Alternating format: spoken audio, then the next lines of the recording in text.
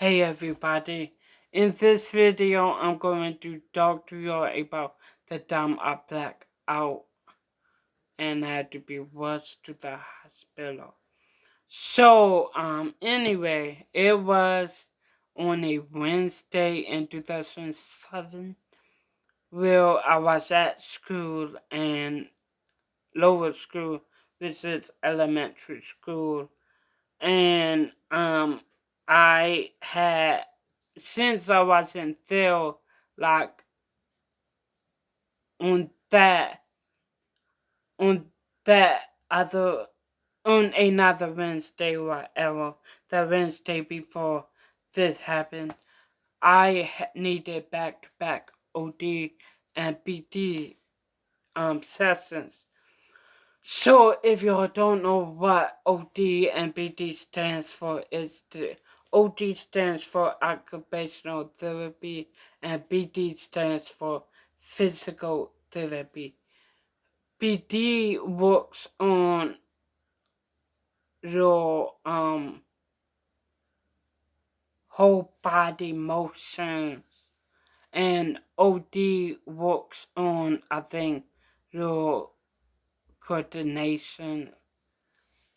I really don't know, but anyway, so they basically say, okay, since you need OD and BD, how about combine both sessions together, meaning that we will work on what you work on in OT, what you work on in OT, and we will work on what you work on in PT. So, combine sessions. I never liked the like combined sessions because combined sessions wasn't one-on-one. It wasn't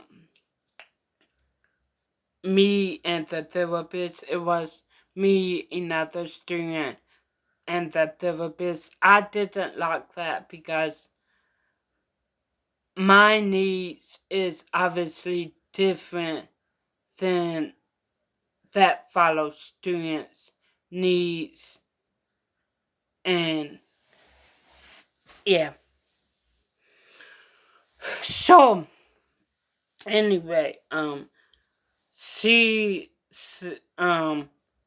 we walked into the OD beat slash PT room, and she basically, the OD teacher say, what do y'all want to do? Y'all could pick anything you want to do. And I like it. I like it because most of the time we had to do like structured activity, and we had to do something from our goals and everything like that. So that day we could do anything we want, basically. So I wanted to shrink. I like shrinking if y'all don't know. So the teacher, the OT slash PT teacher, hung up this big old shrink in the OT slash PT room. It had hooks, deadbolt hooks on the roof. So anyway, so she hooked it up, and I got on the started shrinking, whatever. And I remember I was saying, look, to my teacher, um, I'm shrinking high. I was like really going high. So anyway, I remember that. And as soon as I said that, they said, when I say they, I meaning people that saw it. People say I did. I went up in the air the thing fell. The thing unsnapped from the roof, and I did an somersault and fell straight on my forehead, and the floor was marble, hardwood flooring, marble, and when you land right on your forehead, right on your head, yeah. So anyway, I blacked out. They tried to wake me up. Well, obviously I'm here, so they woke me up. They told my mom, they called my mom, and to basically find out real, basically told my mom everything. My mom was hysterical, as a mother should be.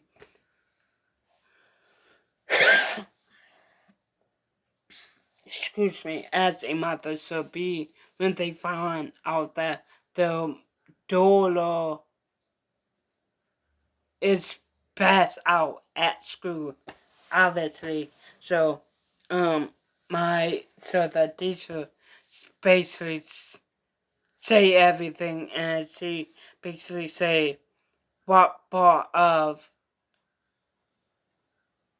your daughter is ticklish. I'm so ticklish on my feet. Oh my goodness. Oh my goodness, I'm so ticklish on my feet. So they took off my shoes, took off. No, I didn't like wearing so okay, I don't like, I like wearing socks, but not with shoes on. That's a sensory thing. I don't know why I don't like wearing socks with shoes on, but I never wore socks with shoes on at school or nowhere else. Anyway, my teacher took my shoes off, tick, tickled my feet. I woke up, and I didn't wake up a lot, but I woke up, and I remember I was looking around because I was sitting, laying up on this cloud. Like, okay, the cloud was, I found out what was the cloud. The cloud was a giant, when I say giant, I mean giant pillow. Let me just say, a giant pillow. So I woke up, looked around because I was dizzy, and people was looking me in my face. Like it was like 10 therapists in there looking in my face, speaking to me and whatever. I blacked out again. I blacked out again, and somehow when I woke up, I was in the nurse office in this dark room. And I gonna remember, like when you black out, okay, when you black out, you gonna open your eyes, but you're not there, and you seeing where you are, whatever. I don't know if y'all understand what I'm like trying to say. So anyway, I blacked out for the second time, and when I woke up fully, I was in this dark room, and I thought I knew where I was. I knew I was sitting, laying on a table. And it wasn't a dark room. Like, I could laugh now about it because I'm good now. It's been years since that incident. But anyway, um it wasn't a black room. Black room where you close your eyes and you don't see nothing. No, it was a black room like someone turned off the lights. So anyway, this uh, okay, I had to fart. Excuse me. I I had to fart so bad. Oh my God! Stop laughing, Kendra. I had to fart so bad, so I did like this and let it go, let it out, and everything like that. I didn't know someone was in the room with me, and oh my God, I didn't know someone was in the room with me until I heard. Oh my God. Yeah. Anyway. I didn't know someone was in the room with me until I heard them sniff. I mean, it wasn't a sniff. It, I think it was a cough. I don't know. But after that, I did other. Oh crap! Like not in here alone. Anyway, then I saw a light. They opened the door because it was light outside. It was still daytime. It was 4 in the afternoon. Still daytime, whatever. But in the room that I was in, it wasn't no windows and everything like that. So anyway, then the nurse opened the door and I saw my mom. Still, my mom was still freaking out, hysterical, because she was saying she was seeing me, obviously, but it was like wasn't there. Like, meaning she knew it wasn't, I was acting strange. And, I said, oh, mom. And then I was still really, really dizzy. Like, when I say really dizzy, I mean I was really, really, really dizzy. So anyway, the nurse turned on the lights. I think for my mom to see me to see me fully anyway when she turned the light on, my dizziness got really, really bad. Like, I say, oh my goodness, I'm going to pass out again. I mean, because it felt that way. And anyway, mom, and then the nurse got the lights back off. She say, let your eyes rest, whatever.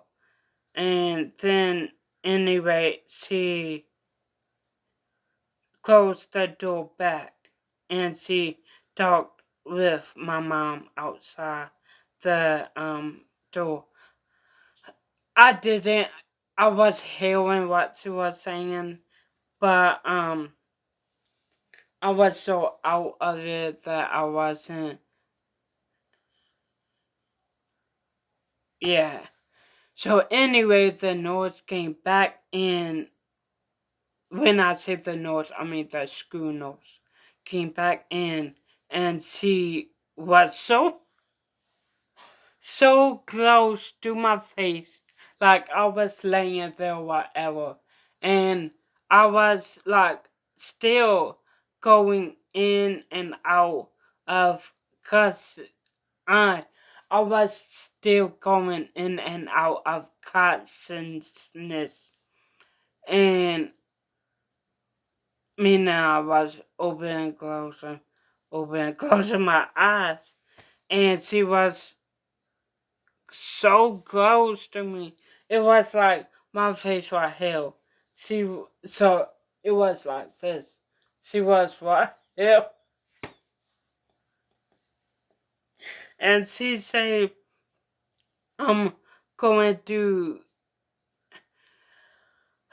call the ambulance to pick you up to go to the hospital." And then I started crying, tearing up, crying. And then she say, "Why you crying? Why you crying?" And I say, um, it took me forever to talk, because it was like I was going in and out of consciousness, yeah. So anyway, I say, I'm scared of ambulance. And basically she said, "Well, if I allow you to go in the car with your mom to drive to the hospital, I don't know what will happen. Like, you will probably throw up or whatever." So, um, she basically said we have to take all the precautions. And anyway, I laid in that room for a couple minutes, and anyway, the nurse opened the door back, and she said, "Okay, Kendra, get up, get on this, sit in this chair now." But then, the EMTs was there, and I was so out of it, like, my mom had to like hold me up. I was sitting in a chair, but I was so out of it that I was swaying, leaning, whatever, that my mom had to hold me up. Anyway, see, the EMT put that thing on my hand, whatever, that got, I think, to check my vitals, whatever. So then the room was too small for the stretcher to fit in there.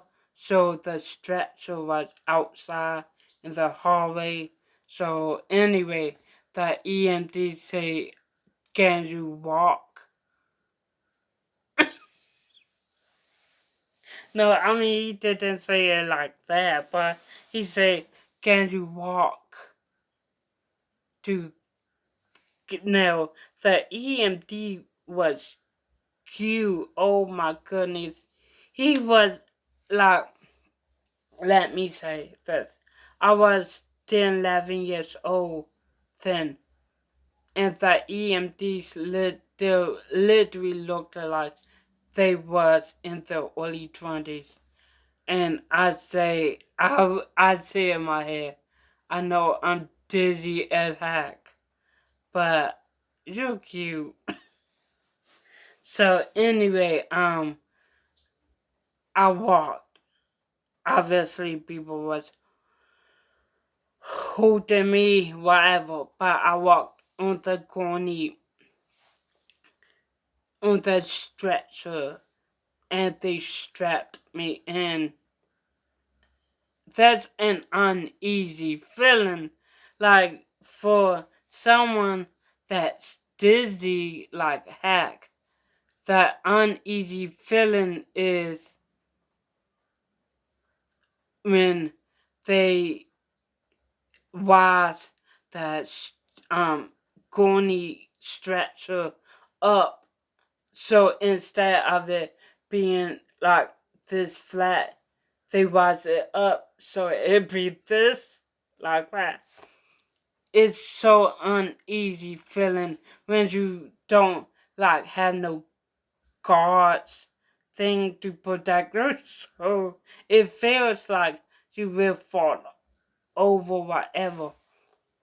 So anyway, but then the school, everyone went home, and I just remember looking over here, and when the person was rolling me out, I just remember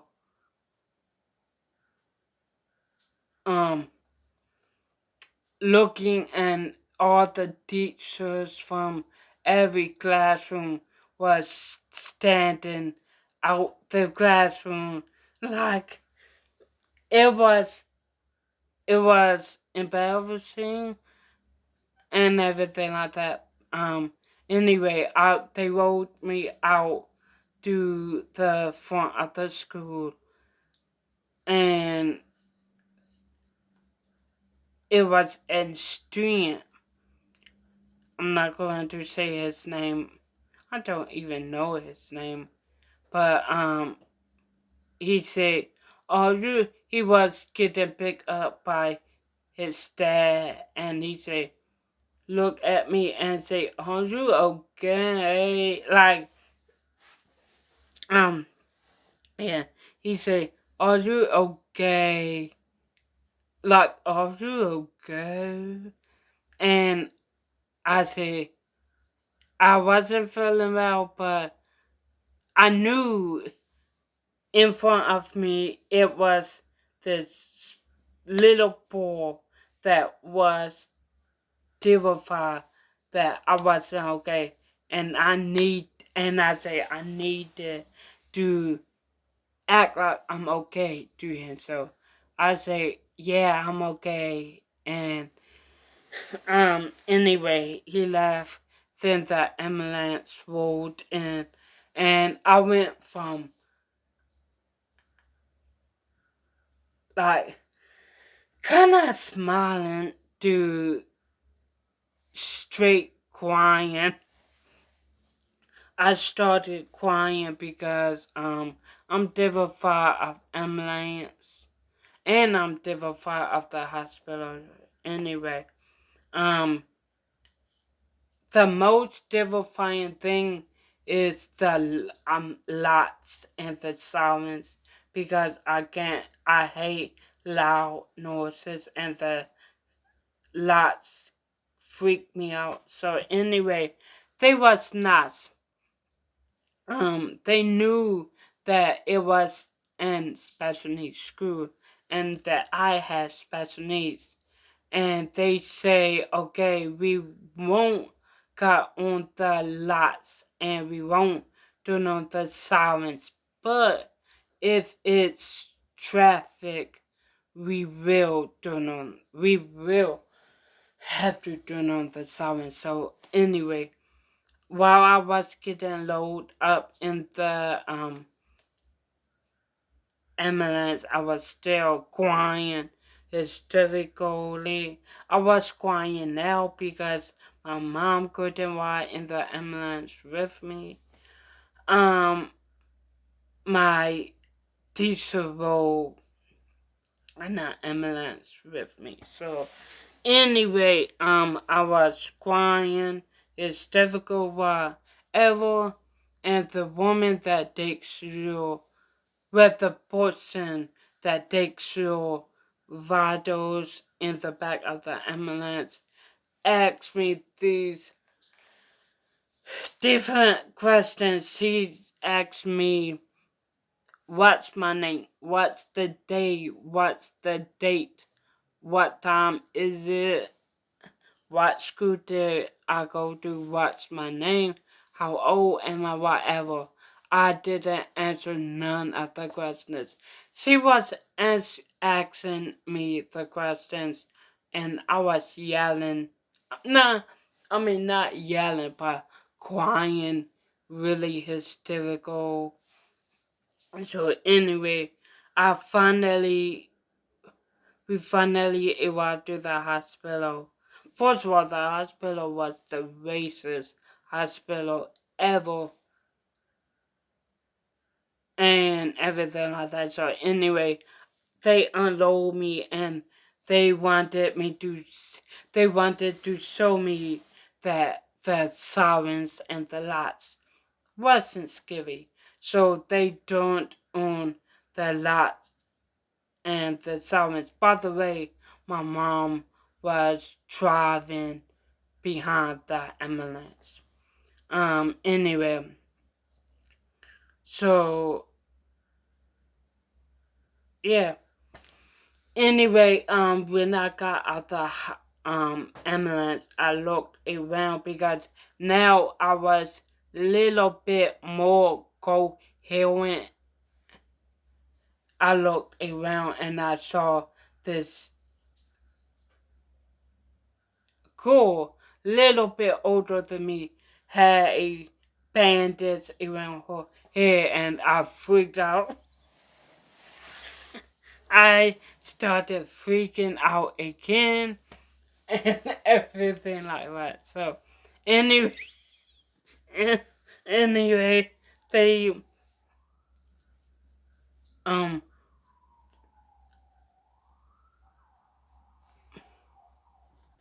anyway I went into the hospital, and the reason why I say it was the most racist hospital ever. One, because I didn't have no room. I didn't have no privacy. And two, the nurse or the doctor that was assigned to me didn't check on me one bit. And for doctors, they're supposed to check on the patients, excuse me, here and now. And then the doctor didn't test me to see if I was okay. I mean, didn't examine me to basically see if I'm okay. Anyway, so if y'all don't know, when I get terrified, when I'm scared, when I'm nervous, when I anxious, whatever, I have an urge to be. I don't know why I have an urge to be so bad. So anyway, I went. I needed to go to the bathroom. um, at the end, I counted 11 times. I went to the bathroom, back forth, and since I was dizzy, my mom needed to hold on to me and everything like that. And I remember like the 10th time that I went to the bathroom, um, I my mom started talking to this other um parent, and they're like patient. This son whatever looked like he got shot. I mean, not saying that because he had like bandages like all over him, whatever. Um, Anyway, I had to go to the bathroom 11 or more times. Anyway, every hour that passed, my like dizziness was going away, but my vision was not there. So, I mean, I could see, but it was like every time I moved my head fast, everything was shaking. Yeah. So anyway, I took a nap. I probably needed that nap too. So anyway, I took a nap, and then I woke up and my mom was nowhere to be seen. And I thought I was, no joke, no lying, I thought I was in a dream. I thought I died. I thought I was in a dream. I thought I died. Whatever. I thought, yeah, so because I didn't, like, really, I woke up not seeing my mom. So I thought, yeah. So anyway, when I woke fully up, I was hearing someone that I thought sounded like my mother. So I then was listening closely, and I was looking at the rooms that she could have been in, and I looked down at her at the shoes, and I saw my mom was in the room. Yeah, she was in a room talking to, the patient's mother. Anyway, she came back over to me, and we was in the hospital all together for like 6 hours. And then after that, after not seeing a doctor for the whole time, the doctor finally came and say, we did your paperwork and you're free to go wherever. And even though I wasn't dizzy like that no more, I was just dizzy, so my mom had to hold on to me and everything like that. And on a ride home, I just lay down. My head was hurting. I just laid down. And like my mom knew something was wrong if I didn't ask for to go to McDonald's. She knew. So I just laid down on a ride home, and I didn't go to school for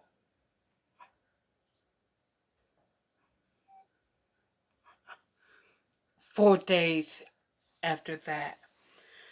And even when I went to school, I couldn't participate in like hard activities like PE and recess and everything like that.